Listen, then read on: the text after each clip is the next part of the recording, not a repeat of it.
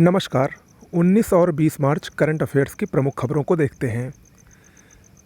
के कृतिवासन ये चर्चा में क्यों है? क्योंकि टीसीएस जो कि भारत की सबसे बड़ी आईटी कंपनी है, इंफॉर्मेशन टेक्नोलॉजी कंपनी है, उसके ये नए एमडी और सीईओ बने हैं, माने प्रबंध निदेशक और मुख्य कार्यकारी अधिकारी।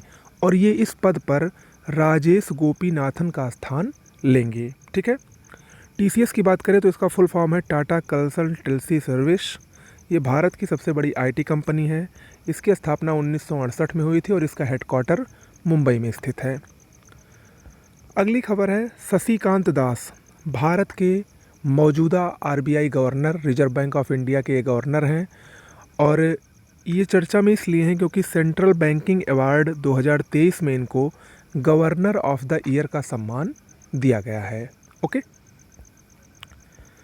अगला है रीच आउट योजना। ये क्या है?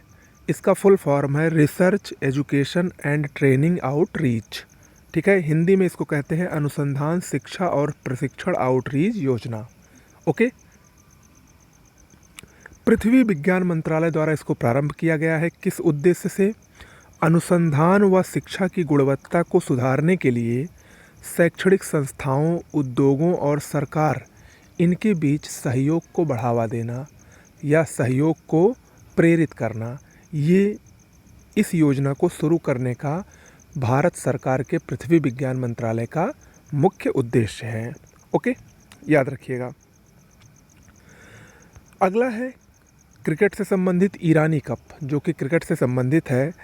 इसमें शेष भारत यानी रेस्ट ऑफ इंडिया ने कर्नाटक को हराकर 30वीं बार ईरानी कप जीता है। ठीक है। तो याद रखिएगा, ईरानी कप किसने जीता? शेष भारत, या अगर अंग्रेजी में आए रेस्ट ऑफ इंडिया। किसको हराया? कर्नाटक को हराया। चौथा खिताब था ये, उसका 30वां खिताब था, 30। अगली खबर है भारत में साक्षरता के आंकड़ों से संबंधित। भारत में साक्षरता के आंकड़े हाल ही में शिक्षा मंत्रालय द्वारा जारी किए गए। इसके अनुसार पूरे भारत में सबसे कम साक्षरता बिहार राज्य की है। अगर हम बात करें भारत के सबसे कम साक्षरता वाले टॉप 3 राज्यों की, तो सबसे कम साक्षरता वाला राज्य भारत में बिहार है, जिसकी साक्षरता 61.8% है। यानी 100 में लगभग 62 लोग जो हैं वही साक्षर हैं। 38 लोग आज भी बिहार में निरक्षर हैं या अनपढ़ हैं। ओके। दूसरा नंबर आता है सबसे कम साक्षरता में अरुणाचल प्रदेश का, जहाँ की साक्षरता 65.3% है। और तीसरा नंबर है राजस्थान का, जहाँ की साक्षरता 66.6% है। ओके। वहीं हम बात करें कि सबसे अधिक साक्षरता वाला राज्य कौन सा है भारत में, तो हर बार की तरह इस बार भी केरल ने टॉप किया है। केरल में भारत में सबसे अधिक साक्षरता पाई जाती है। कुल 94% साक्षरता केरल में मौजूदा समय में पाई जाती है। दूसरे नंबर पर केंद्र शासित प्रदेश है लक्षद्वीप, जहाँ की साक्षरता 91.85% है। और तीसरे नंबर पर मिजोरम है, जहाँ की साक्षरता 91.3% है। तो यहाँ पर अगर सवाल ऐसा आएगा कि भारत का सबसे ज़्यादा साक्षर वाला केंद्र शासित प्रदेश कौन है, तो वो होगा लक्षद्वीप। और अगर राज्य आएगा तो केरल नंबर 1 पर रहेगा, नंबर 2 पर मिजोरम रहेगा। ओके, याद रखिएगा ये।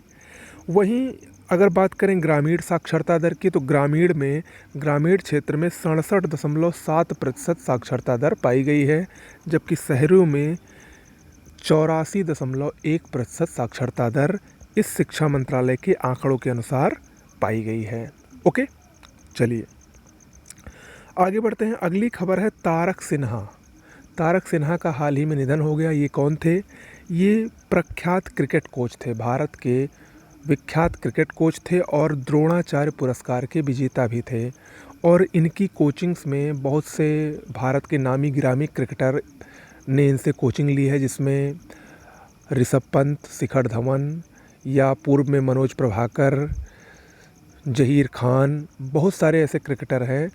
मिताली राज महिला जो क्रिकेटर हैं, इन सभी ने इनसे कोचिंग ली है।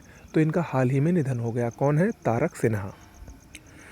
अगली खबर मैक-मोहन रेखा। आप सभी लोग जानते होंगे मैक-मोहन रेखा क्या है। ये भारत और चीन के बीच की रेखा है। खासकर ये भारत के अरुणाचल प्रदेश और चीन के बीच की ये रेखा है। 1914 में जब शिमला समझौता हुआ था तो उसी के तहत इस रेखा को खींचा गया था, इस रेखा को प्रयोग में लाया गया था। ये चर्चा में इसलिए है क्योंकि अमेरिका ने इसको अंतर्राष्ट्रीय सीमा के रूप में मान्यता दी है। हालांकि चीन अब तक इसको अंतर्राष्ट्रीय सीमा नहीं मानता था, वो लगातार इसका उल्लंघन करके भारत के क्षेत्र में अरुणाचल प्रदेश में वो कब्जा जमाना चाहता है और अरुणाचल प्रदेश को वो अपना ही क्षेत्र मानता है, अपना हिस्सा मानता है। तो अब अमेरिका के इस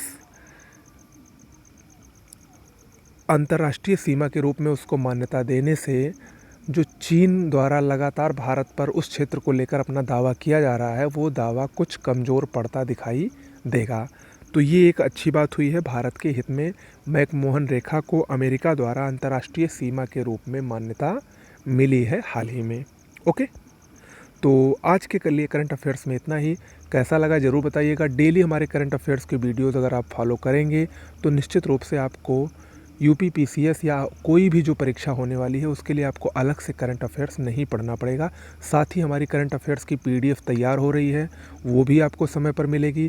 जीएस द्वारा एक शॉर्ट नोट्स बनाई जा रही है हमारे चैनल पर, वो भी आपको जल्द ही मिलेगी। बहुत कुछ मिलने वाला है, चैनल को सब्सक्राइब कर लीजिए। नमस्कार।